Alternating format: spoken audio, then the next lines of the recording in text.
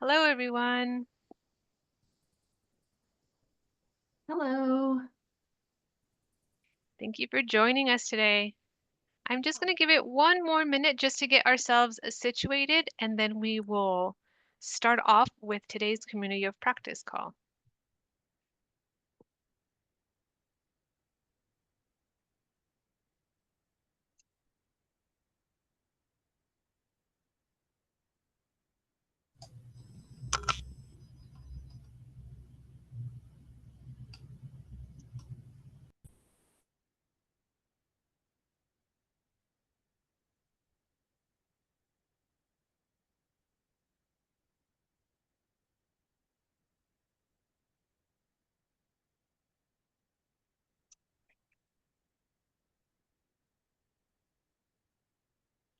Okay, it looks like we got some more people on the call, so welcome everybody. Today's Transfer and Articulation Community of Practice call is a very exciting topic. For those of you who don't know me, my name is Desley. I have the honor of serving as the chair to the Transfer and Articulation Committee here at ACRO. And it's so awesome to see so many of you joining the call today. So, our community of practice calls are here to explore best practices, different strategies, and innovations in the transfer and articulation space. And today we're excited because we're going to explore how PLA supports high school to college transitions, best practices for integrating PLA into guided pathways, and strategies for collaborating with university partners to maximize credit transfer and student success.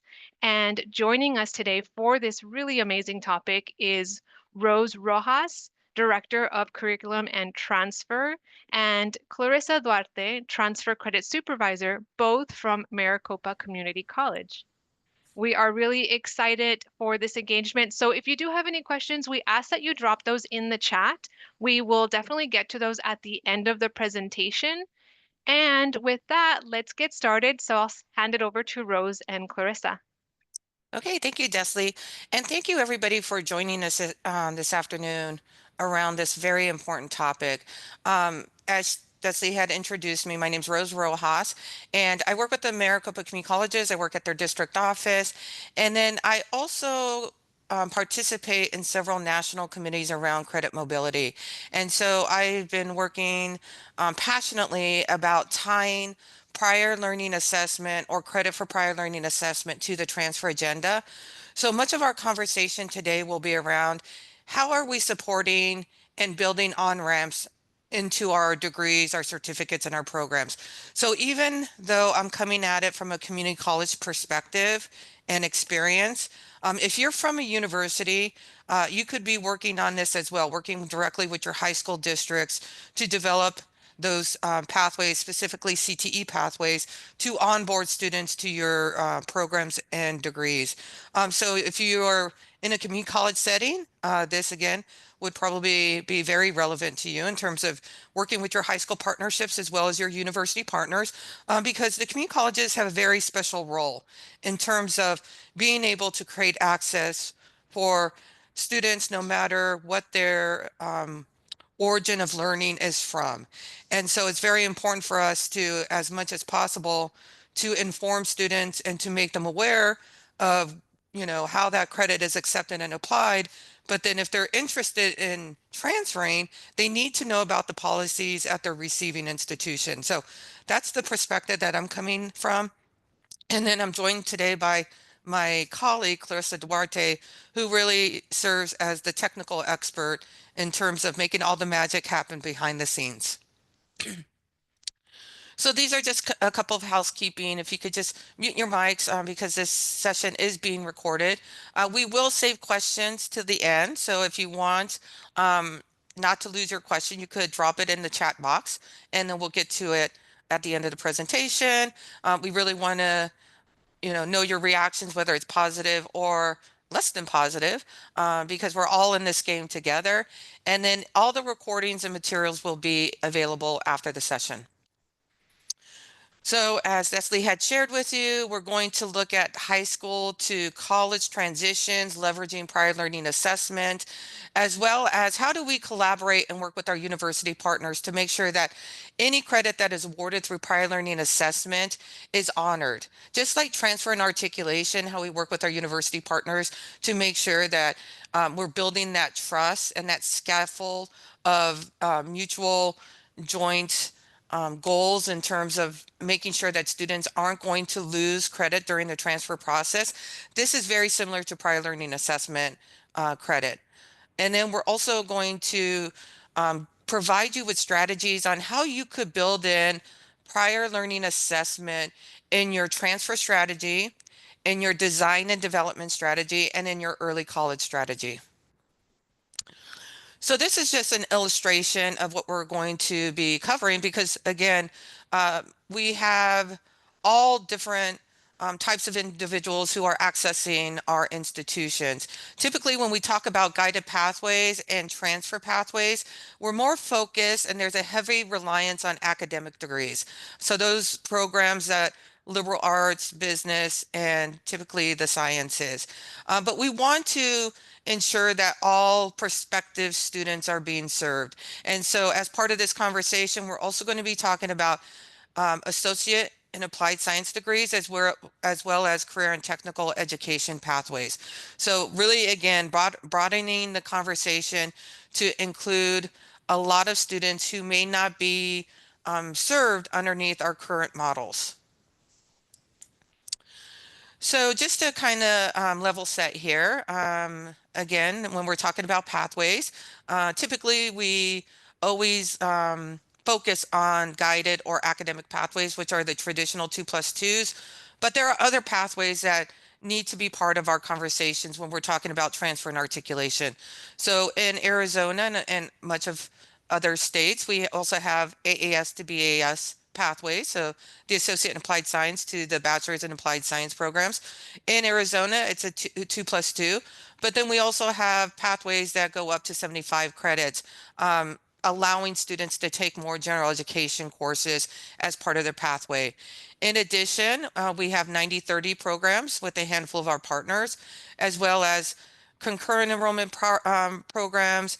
And then also, we are working and have started working with our joint technical education districts. So those are the high school educational districts on leveraging prior learning assessment as well as offering dual enrollment courses in the CTE areas. So as part of our level setting when we're talking about prior learning assessment, and this is not an exhaustive list, but I think it captures pretty much what we're all familiar with in terms of prior learning assessment. So we're most commonly familiar with standardized exams. Many of us are working and have been working with AP, CLEP, IB. In Arizona, we actually have been working with our universities for years, I would say over a decade, and trying to standardize those decisions and those equivalencies because we know how important it is if a student is earning credit through a standardized exam and they want to transfer, that we don't want that to be that credit lost in that transition. Back in the day when I was working in the early stages in transfer articulation, we would get complaints about students losing credit because either the score didn't match or the university didn't recognize the standardized exam. So just to trying to connect the conversation of why we should be adding this as part of our university and community college conversations. So this is just to give you an idea. Many of you have been working with military credit, non-credit, and transfer credit. So even though many of you probably don't see transfer credit as prior learning assessment, we define it as any learning or credit that's earned outside the institution. So that's the reason why we included it in today's presentation. So working with our high school partners, we've heard loud and clear for many, many years that in addition to dual enrollment, they want us to recognize prior learning assessment, specifically industry recognized credentials, right? So in the early stages of these conversations, I think many of our colleges weren't really connecting the dots in terms of why are we talking about prior learning assessment when we are offering robust dual enrollment courses, catalogs, and programs. And so it really took investigating and a lot of research in terms of connecting what the expectations and the desires and the wants of the high school partners to what we were or what we weren't providing. And so that's where I stepped into the conversation to basically make that connection for the Maricopa Community Colleges to say what they're asking for is they want us to recognize these industry recognized credentials, which we didn't have the infrastructure or the processes or the individuals in place to do that type of work. So those are the conversations that we had to have in the initial stages in order for us to support these CTE pathways. And to make the case, we basically said dual enrollment primarily focuses on academic coursework and academic preparation, but we really need to, um, really meet the needs of those students who are in the CTE areas. In addition, so that really supports that equity agenda. In addition, we know that CTE is college prep. Back in the day, there's a lot of stigmas attached to career and technical education where students will just go directly into the workforce, and that may be the case. But there's a lot of students who are very much interested in earning a post-secondary credential. So I hand it over right now to my colleague, Clarissa Duarte, to take you through the work that we've been doing with that career technical high school district, West MEC. Thank you, Rose. My name is Clarissa, and I supervise the Transfer Credit and Articulation Services Department at our district office. And we're a small group and I call us small but mighty because we actually support transfer credit throughout all 10 of our colleges. And we work a lot with faculty and with program directors to standardize equivalency decisions across our district so our students have a fair and equitable evaluation no matter what Maricopa Community College campus they decide to attend. So when we started with PLA, we really looked at all different types of PLA, but a lot of our programs, especially our AAS programs, they do lend to credit that is earned through industry recognized credentials. And so when we started looking at industry recognized credentials, and the state of Arizona requires all CTE programs to actually end with an industry recognized credential. We kind of put the two and two together and we looked to WestMec to guide us in what programs that they wanted us to review and for us to be able to award credit for. So WestMec is the Western Maricopa Education Center, and they offer these career and technical education programs for high schools across our valley. So our students, the students at WestMec are actually attending high school at one of the high schools, and then they're going through the CTE programs through WestMec. And all of their programs do end in an industry recognized credential. And so what we did was we obtained a list from WestMec. We asked them to provide us with a list of the programs that their top programs that they really wanted as a priority for us to award credit for. And then my team worked with our faculty and our instructional councils to see how we might be able to award credit for those credentials and then how those would fit into the AAS degrees specifically and some of the certification programs that we have so that we could onboard students and they could come in as soon as they're done with high school or they've been in the field for a while, they would be able to come in and earn a degree or certificate with one of our colleges. We really looked at the credential itself instead of the program because we wanted to open up this opportunity to all students who have that particular credential. So it's not just students who completed the program through WestMec, it's actually any student who has the actual credential. They're going to earn the same credit no matter where they went through that particular training.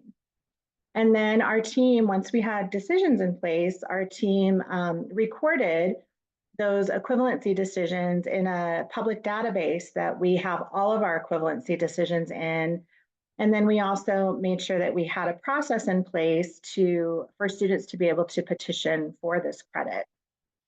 We do this through a credit by evaluation process. So students really just need to come to us with their credential, they fill out a form, and then we enter the college credit into their record so that they can utilize that credit towards a particular program.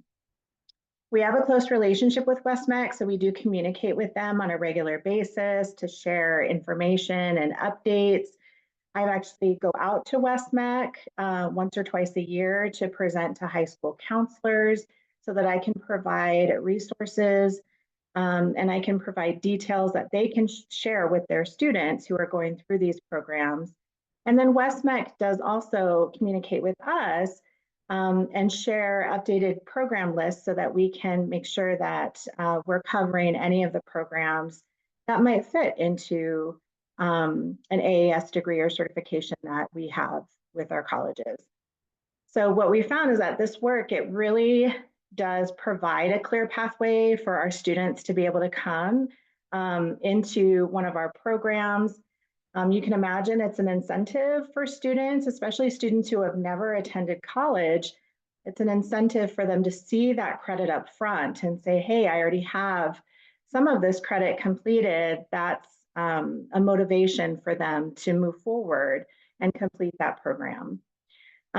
We use a public database to record all of our equivalency decisions. So we use something called TESS. It's the Transfer Evaluation System. It's a college source product. And we record all equivalency decisions there, including transfer credit from institutions, but we also record industry recognized credential decisions. We currently have 287 industry recognized credentials that have standard equivalency decisions, and 25 of those are for WestMec programs. And then we have also some for industry apprenticeships. Those are for journeyman cards. We have non-credit and industry training. We have our own skill centers that result in clock hours. We articulate those as well. And then we also have companies that are listed through the ACE National Guide. And so this allows our students to have full access to these decisions so they know ahead of time how their credit or how their credential is going to turn into college credit. So it's a resource for them and a resource for our student services advisors as well. So we're hoping with next steps that we're just going to continue to expand these equivalency decisions. And we also are looking at right now, today, I've actually been working with the Scottsdale Community College business faculty. We're going to be expanding some of these decisions to a bachelor degree that they're going to be offering in the fall. So some of these WestMec students may be able to go right into a bachelor degree with some of this credit from their credential. So I'll pass it back to you, Rose. Great, thank you, Clarissa. And hopefully, as you're listening to us and learning about the work that we're doing, is really making the connection of expanding just our traditional view of transfer articulation with academic credit, that it should be supporting credit and student mobility and trying to find ways to be able to do that, to recognize the learning that occurs elsewhere, and to be able to award that credit. And what we didn't mention is we worked hard to basically reduce the cost of the prior learning assessment process. So it's as much as possible free. Free as much as possible. We treat it as matriculation because we want to support students and create that access for them. But there is a small cost for challenge exams and also portfolio assessment. So Maricopa University partners support prior learning assessment. Desley had invited me to present Maricopa's university transfer model a few months ago, and we actually updated our model and our criteria to make it mandatory. So as part of our criteria to enter into a partnership with the Maricopa Community Colleges, we built in prior learning assessment credit because we want to identify those universities and those institutions that are aligned with our strategic goals and who are aligned and who are committed to supporting our students throughout the entire transfer process, no matter if they earned academic credit through transfer or prior learning assessment credit. So with our university partners, we basically solidified that through an MOU. So they're basically agreeing to working with us and expanding the work and the efforts and supporting our efforts related to prior learning assessment, because that's the one of the number one concerns we get from our faculty is, well, it's good if we accept it and apply it, but what happens to the student if they transfer? And what happens if they go to an institution where they're not going to accept it? They're going to be mad at us. And I said, no, actually, they're not going to be mad at us because we've done what we've committed to do. We've created that access. We recognize that credit and they earn a credential from us. But we know it's very important to basically advise students that they should be aware of the policies at the receiving institution. But this is why it's important for the community colleges and universities to be working together to protect and honor this credit.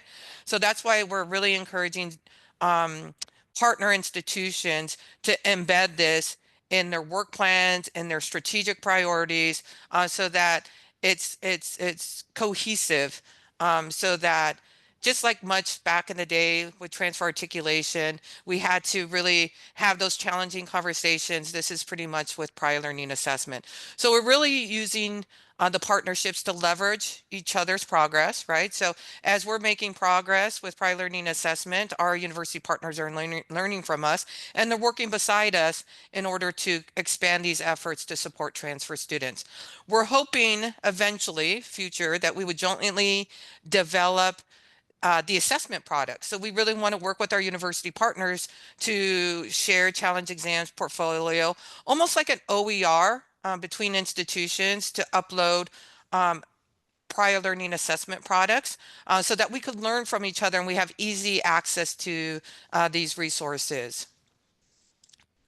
So this is just to kind of give you a overview of how to make this work with the university partner. So we work closely with Northern Arizona University, who has been a very good partner in terms of working with us on the acceptance of prior learning assessment, but they also provide flexible pathways. So we've been working with them in identifying programs that we can maximize prior learning assessment credit towards. So this is a visual of kind of taking this and bringing it together. So the work that Clarissa is doing with her team and recognizing the JED-TEDs, and dual enrollment pathways, and then working with our university partners to basically, since we're going to apply it to an associate degree, and then we offer the general education course. So the student is, again, building upon their learning. So completing credentials, meeting the general education requirements, and then transferring on to the receiving institution, in this case, NAU, into their bachelor's program. So that's the reason why we're trying to today visually show you and making these connections between the transitions and the pathways that we can be working together on to support students throughout their transfer journey. Another visual in terms of the programs that Carissa had and her team so um, dedicated to work and hard work on, and their dedicated efforts is these are the programs and how it fits into our associate and applied science programs. And then we identified the complementary bachelor's and interdisciplinary study programs at NAU. So now you could start to see the stackable credentials and the stackable learning that we've been working with our university partners on. So this is Empire Cat. They have two pathways, and this is again working with our community colleges and our university partners and identifying how we can leverage that prior learning assessment to streamline the process in the credit evaluation so that it's automatic and the student gets that credit recognition, and then they're advised on the different opportunities that they have before them. And so we'll be assessing the success of all of this. That's going to be the next evolution of our prior learning assessment strategy, is to basically measure and identify the success metrics as part of these conversations so that we can learn better of whether or not students are leveraging these pathways to complete their credentials. This is just to give you an idea of what the check sheet looks like. So really taking the Empire Cat training, this is the credit that they get for it. If they want to go to Mesa Community College, this is the certificate of completion. And then from the certificate completion, they could go on to an associate applied science program. Oops, okay, I think I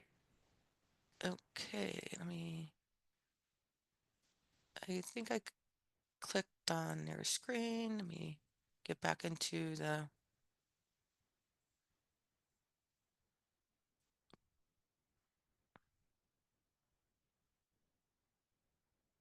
okay, good. Sorry about that. And this is just another snapshot of some work that's going on with Discover Card and NAU. So individuals are taking courses taught at Discover Card. They go to GCC to complete their Associate Applied Science degree in Organization Management, and then working with NAU, those students will transfer into their BIS program in leadership. And this is to give you another example of working with our university partner, American Public University, strong military credit focus. So working with them, identifying pathways to support the decisions made around military credit, but not just solely military credit, but these industry recognized credentials as well. Rose, Yes. I believe we're not looking at your presentation at Oh, the moment. okay. I don't know how to get it The back. screen from Mesa Community College. Okay. I'm so sorry about that. Let me try this again.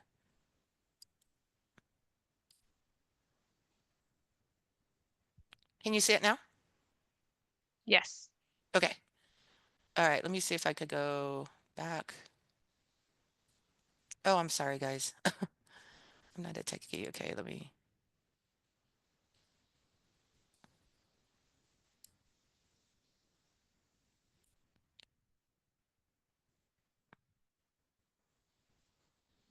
Okay,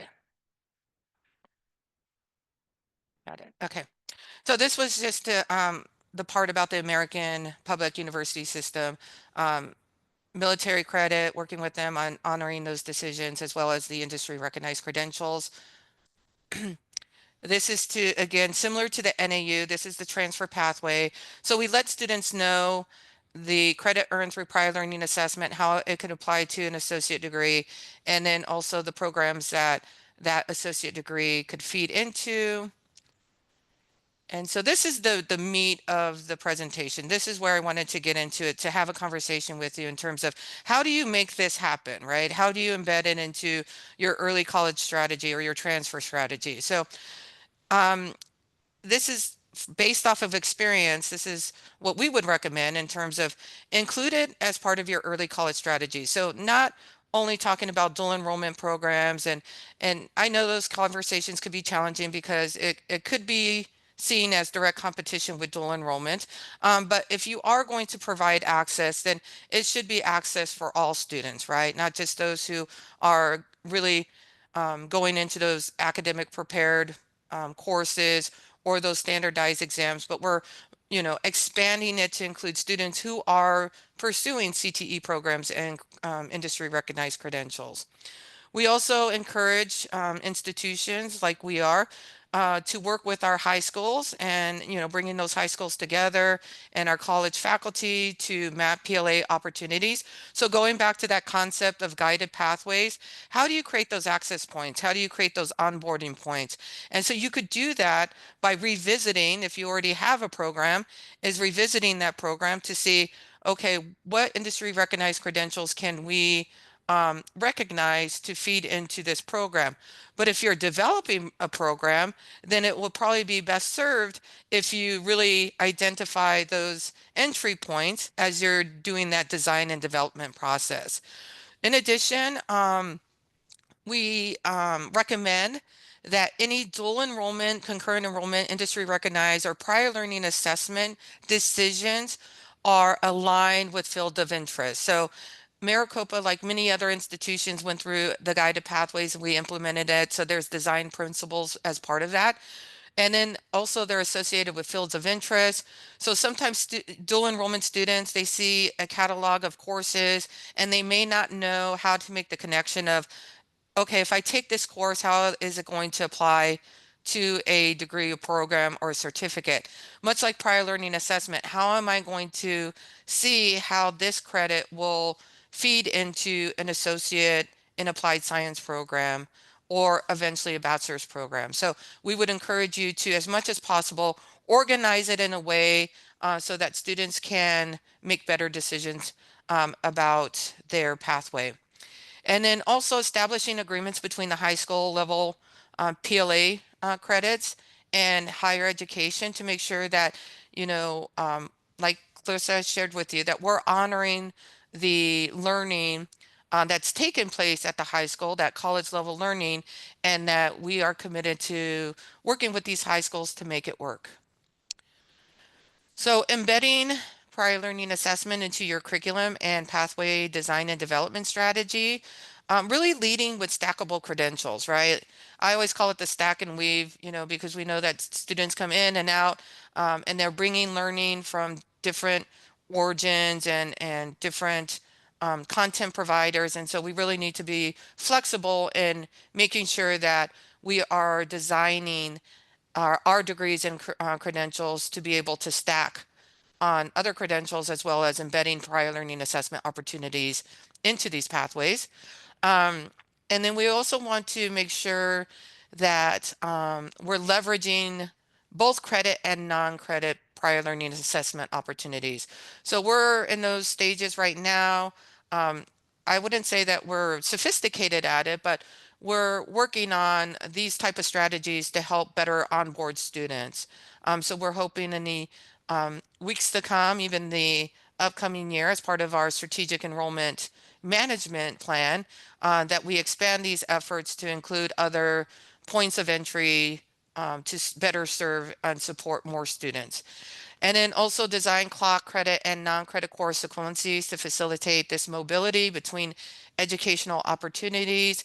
So as you're having these conversations with your curriculum people or those who are in that design and development process as part of transfer articulation and creating pathways is to start to think about like this holistically and not just like course by course credit from another academic institution. Embedding prior learning assessment in your transfer strategy. So as you're working with your community college partners or your university partners, integrated in your transfer agenda strategy and priorities.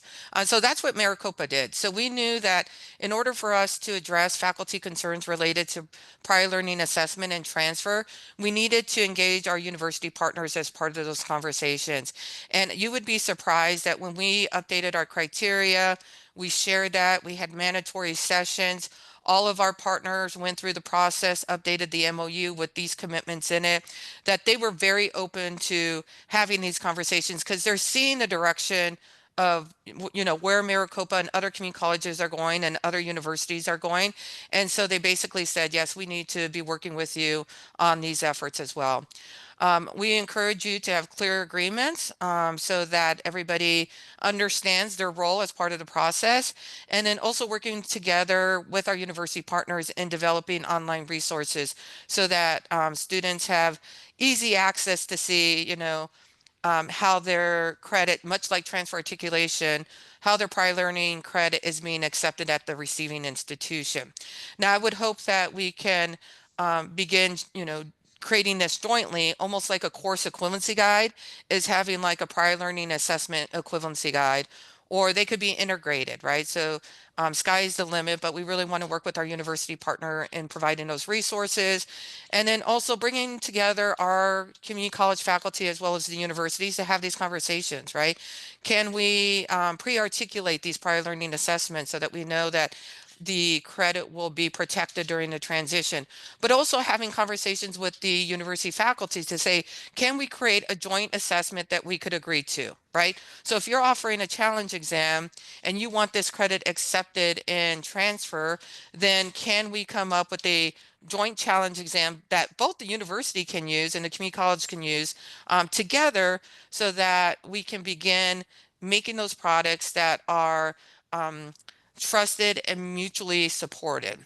And then obviously collecting data so that we can begin to measure the usage, the outcomes, and then where are areas of opportunity to make improvements to better support transfer students. So in summary, I know that was rather quick, but I did want to leave time to have a conversation with you in terms of what your institutions are doing, what best practices are you seeing. But in summary, the way I describe prior learning assessment and transfer is the new Articulation 2.0, right? We need to evolve these conversations past the traditional academic courses to basically saying, all right, how can we support credit mobility no matter the origin of the learning?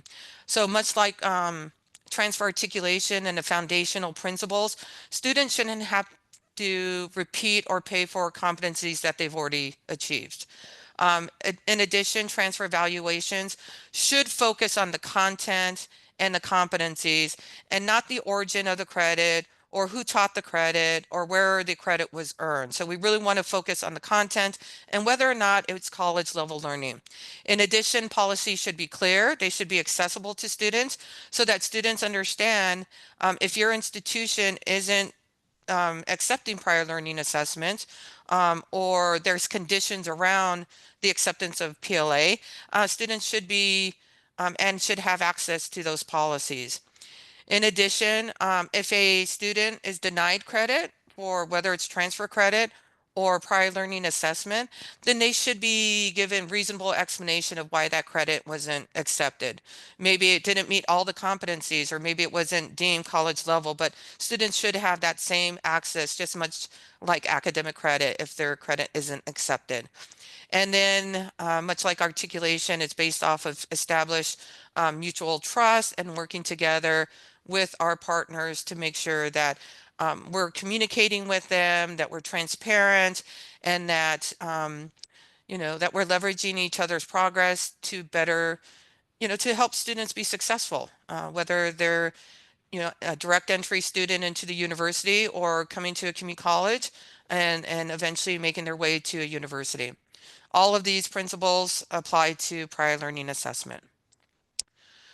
So, Desley, I think this is the point of time where we could open it up for questions or just again, like I said, have a conversation to learn from each other because this is just one snapshot of an institution and our efforts in working and supporting students during their transfer process and leveraging prior learning assessment.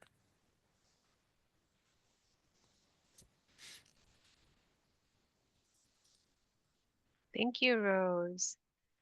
Any questions or anything that came up during the presentation?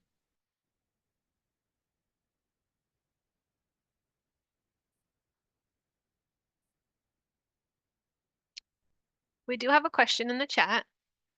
How does your school view professional PLA credit compared to credit from nationally accredited institution? We treat nationally accredited credit as professional credit, half credit. I'm hoping Clarissa's still on. Is Clarissa, are you there? Okay. Yeah, so if you're referring to coursework coming to us from a nationally accredited institution, we treat that just as regular transfer credit from an accredited institution. So we look at course description, we look at how that course is applied at that institution, how many credits, and we compare it just like we would coursework coming to us from a regionally accredited institution. And we bring it in if we have a comparable course that we offer, we will bring it in as a direct equivalency, giving it full credit. The student will earn credit that they earned at that institution with us. And if we don't have a comparable course, We will often give it an elective credit that can also be utilized in our degrees, but unless it's a remedial course, then we won't give it credit. But yeah, we look at that just like we would any other course coming to us from a regionally accredited institution. For credentials, we look at the credential, what was required to earn that credential. Do we have a course that maybe ends in that same credential? Do we have a program that ends with that same credential? And um, we compare it in that way versus looking at obviously a course description or looking at curriculum. I hope that answered your question. Yeah, I'm very proud of Maricopa because we were early adopters in changing our policy back in 2016 to open up the process to evaluate credit that wasn't earned at a regionally accredited institution. And the reason why, and many of you probably are familiar with this, was in our service area, ITT closed. We had a lot of students who were looking to access, another higher education option, an affordable one.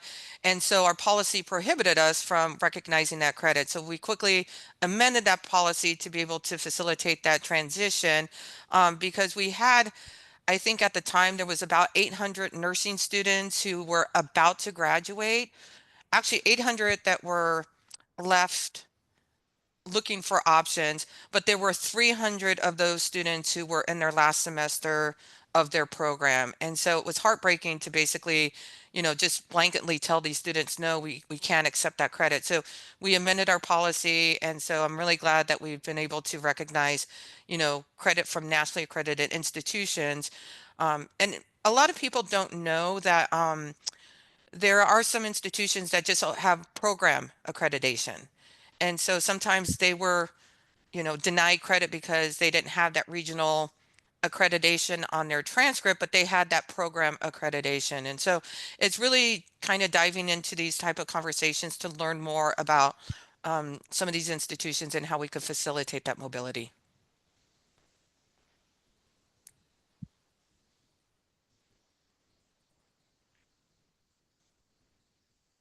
We have another comment. I work for a four-year university. I'm interested in two-year institution relationships and policies regarding credit from companies such as Straighterline and Sophia.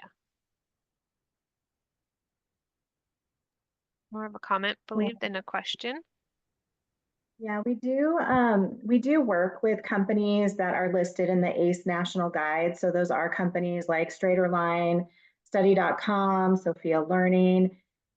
We do look at those. ACE is a trusted company, and we actually use their credit recommendations for our military evaluations. And so we have been looking at coursework coming to us from these companies as well that have those ACE credit recommendations. We do go through our faculty to have them evaluate those courses that come to us from those companies. ACE has a great website that provides a lot of information about the um, the courses that these companies offer. And so we use the information on that website as well as those ACE credit recommendations to evaluate that coursework. One of our campuses, Rio Salado College, actually has a partnership with Straighterline, and they have standard equivalency decisions in place that you can find on Straighterline's website. And so their faculty have looked at all of the courses that Straighterline offers and have compared those courses to Maricopa Community College courses. And so they have a strong partnership. It's been a little bit slow to get other campuses to look at that coursework. You probably have run into the same challenges that we have with faculty who are really um, they get stuck on the idea of, oh, well, these companies aren't an accredited institution. Or they look at incoming courses and they're really focused on the hiring qualifications that they have for their instructors, or is it the same as what we require for our instructors? So it's hard for them to look at something that is non-traditional because they want to compare it to something that's traditional. But it really has just taken time and a lot of educating our faculty to help them to understand that you really can't compare something that's not coming to us from a traditional classroom or from an institution. You can't compare it to something that does come to us from an accredited institution or a regular classroom. So it has been a challenge, but it has been something that we've worked on. Rose and I used to do road shows with faculty for years and years, and it just took a lot of conversations and a lot of answering questions to help them to understand that PLA is different and we have to look at it differently. I did see one other question right before that about finding course descriptions for nationally accredited institutions. So we actually use TESS. TESS is a great resource because TESS has college catalogs from all types of accredited institutions. So we can usually find course descriptions in TESS. If we can't, then we will reach out to the admissions and records department at the campus of that particular institution. It's very rare that someone will tell us that they won't provide course information. They definitely want to help their students move forward. And so if we need to reach out to the colleges, we will, but TESS actually has a lot of the catalogs for any institution. Just wanted to do a quick mention. If you do prefer to come off the chat and unmute your line, you definitely can to ask a question as well.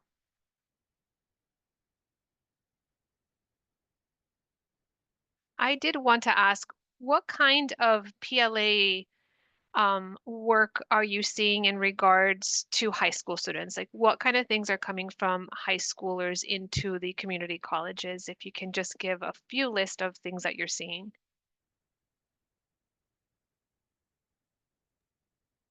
For the work that we're currently doing, most of the high school students that we're awarding prior learning to are the students who are going through a career and technical education program.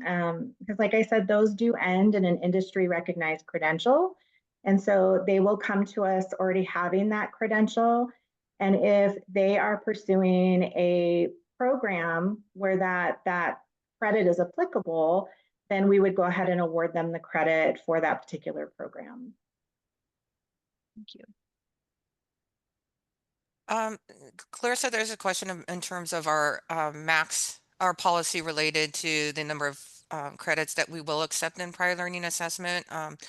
I don't want to get out any misinformation, but is 45 credits, right? And then it's up to the program director if they want to go beyond that. Is that correct?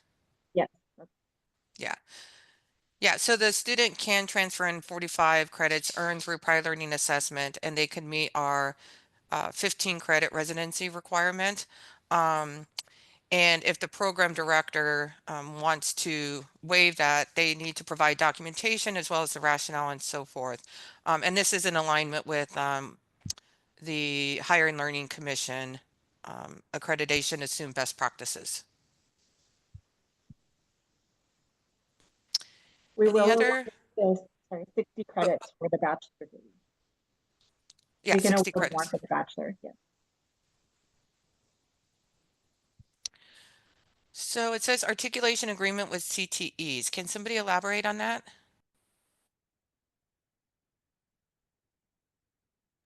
I think Elizabeth, you asked the question. Or is it a statement? I think it's probably a statement. Yeah, that was a statement. Okay. So we're in Pennsylvania and we have about 100 articulation agreements with career and technical high schools and other high schools, but mostly career and technical, where the faculty have evaluated the high school programs for credit. And we maintain those articulation agreements the same way that we maintain the ones of our students going to transfer out. And that's how we evaluate the high school experience primarily. They do sometimes, especially in the computer fields, earn a nationally recognized credential as well. And those are included in the articulation agreements. Yeah, that's great. That's a good practice to have. Even though we don't have formal articulation agreements, the commitment is there for us to work with these high school districts to recognize and help, work with them to identify their priorities. And so we really rely on, that partnership to help us make these advancements. But I would also encourage you, if you're not familiar with your State Department of Education, is to go to your State Department of Education, and they will have information on CTE students, and then you could probably see data, enrollment numbers, the type of industry recognized credentials that students are earning. Organizationally, you might want to, present that to, uh, your college stakeholders or your university stakeholders and have a conversation in terms of what are we doing to support these students, or what can we do to support these students to create access to a post-secondary credential. That was very illuminating to basically see the number of students who are completing these credentials and in what areas. And so that would be another piece of advice that I would provide anyone who's looking to um, explore these opportunities. Yeah, it was a big win for us that the Arizona Department of Education required all CTE programs to end with an industry recognized credential, because then that allowed us to look at the credential itself and award credit for that particular credential, not necessarily for the CTE program itself. And that really does open the door to other people who have that credential for them to be able to also earn the same credit.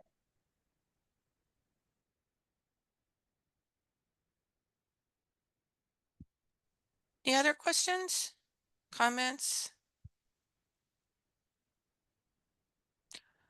Well, if not, I hope that this information was helpful. Both Clarissa and I are always excited about this work because it's all about access, and I have been a transfer advocate for many years. So any which way I could, help students in their transfer journey and working with our university partners is very fulfilling. So if you don't hear it in our voice, we're pretty passionate about this area. And so we really appreciate Desley connecting us with this community of practice. We look forward to learning from you as you guys make advancements and progress in your own areas and at your institutions. So just really thank you, and thank you for the good work that you guys do. We really appreciate it. Thank you. Thank you everyone for joining us today on leveraging prior learning credit for transfer success. So a big thank you, Rose and Clarissa, for sharing your insights. We hope you gained some valuable information. Let's definitely keep the conversation going. I am dropping our contact information on there as well as mine as the chair for the Transfer and Articulation Committee for ACRO. Oops, sorry. Let me send it to everyone, not just some. So if you have any questions, anything like that, we appreciate you reaching out to us. We appreciate your time today and look forward to seeing you next Community of Practice call in March. Have a great rest of your day, everyone.